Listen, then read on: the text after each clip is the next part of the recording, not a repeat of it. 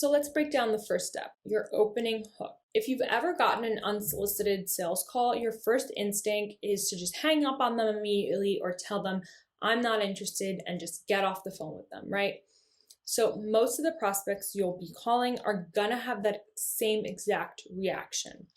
Your job is to demonstrate to the prospect that your services will provide real value to them. Showing them the real value will keep them on the phone longer, and you can continue to have a conversation. Our goal is to keep the prospect on the phone long enough for them to realize you can actually help them. There are many tips and tricks to cold calling prospects. We're going to dissect one option that works to disarm and educate the prospect, but as with everything we've looked at in this module, test, iterate, and measure your approach until you find what works for you. One approach that typically works well is to name a mutual connection right off the bat.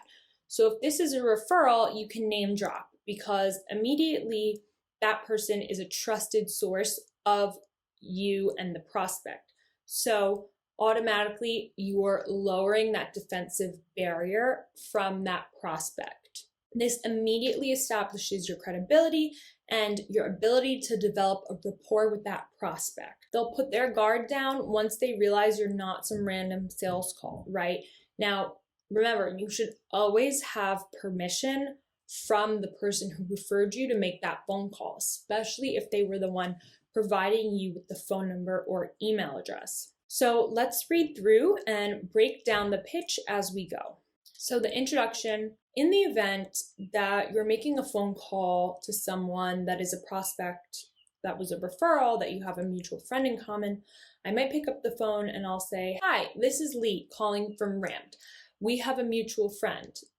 And then I might say that person's name, or I'll say, hi, this is Lee calling from Ramped. So-and-so gave me your number. And then they're gonna say, oh my gosh, yes, I knew you were gonna call me. Hey Mark, this is Lee calling from Ramped. Sarah gave me your phone number. How are you?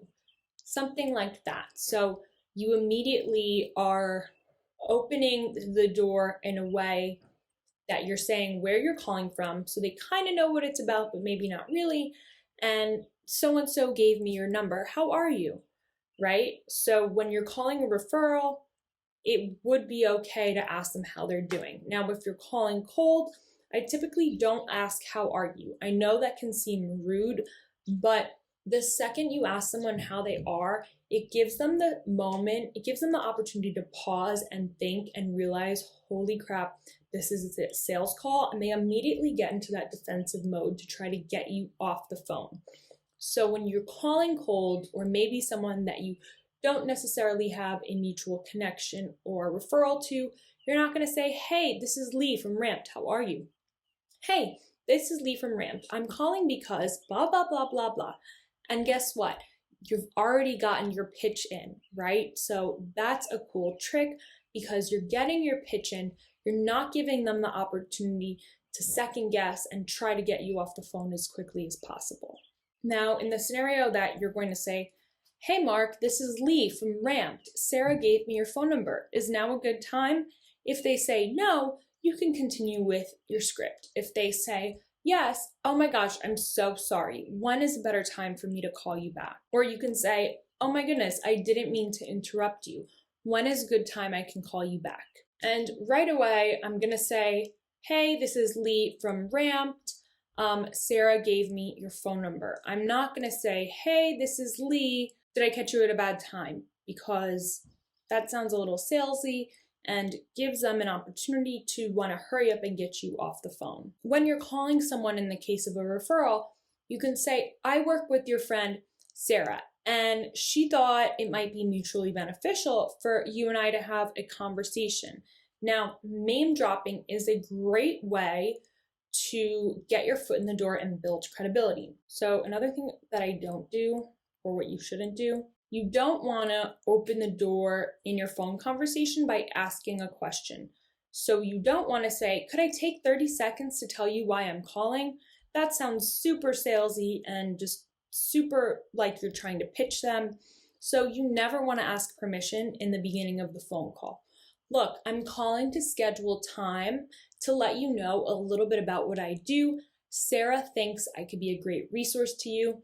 Her and I have worked together, and she thinks you might be a good fit for what I do. Let's put a time on the calendar to talk further. We can decide if it makes sense after that conversation to take things to the next step. If not, no worries.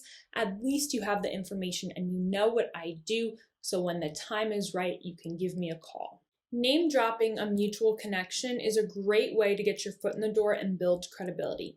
Could I take 30 seconds to tell you while I'm calling, and then we decide if it makes sense to keep talking?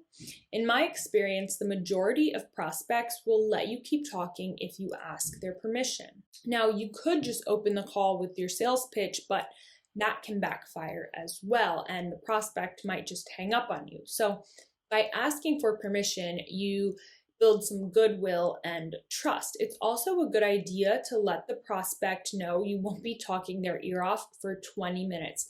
You definitely want to let them know, I just need a couple minutes. I'm going to keep it super short. I know you're busy. So you acknowledge that the person is busy, right? And you let them know right away. You're not just going to be rambling on and taking up their time. After you get permission to continue, here's your pitch. And here's a simple framework for a pitch that works well.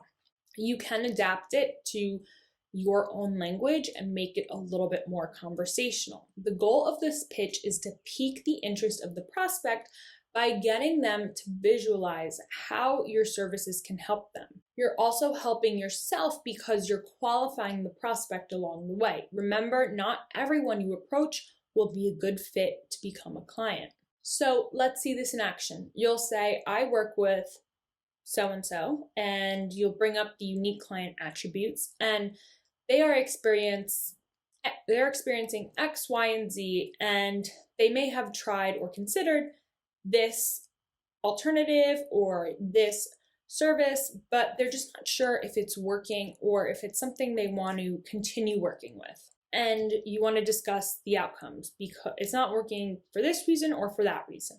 Now, lastly, you get the prospect to self-identify if they could use your solution. Now, does that sound like something you or your spouse are dealing with?